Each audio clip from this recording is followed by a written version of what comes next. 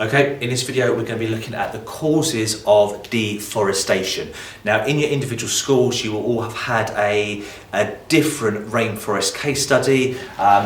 In my school, for example, we study Malaysia. So what we do, of course, is we try to link the causes as closely as possible to the Malaysian rainforest and why that's being cut down.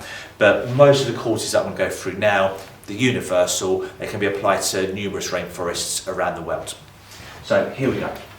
So number one, the first thing I'm going to do here is I'm going to link my first cause to the case study of Malaysia, and that is the growing and the production of palm oil, or oil palm, as it's also known. This is Malaysia's largest export. It's the reason that 95% of the rainforest in Malaysia has been cut down. The production of palm oil. They make quite a bit of money from this. Right, number two. Now, most of these this is where it's quite universal. They can be applied to numerous rainforest regions around the world. So we've got the growth of urban areas, also known as urban sprawl, urbanisation, closely linked to population growth. We can also have road building, especially where governments are trying to connect isolated rural regions within a country to more kind of larger urban settlements. So road building. Activities like mining. Number five, of course, farming, agriculture, huge problem.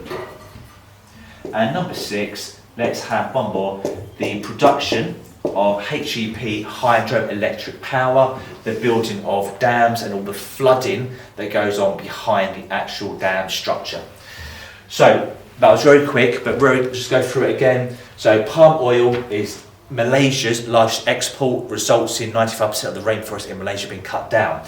We've also got the growth of urban areas, building roads, mining, farming, and the development of HEP.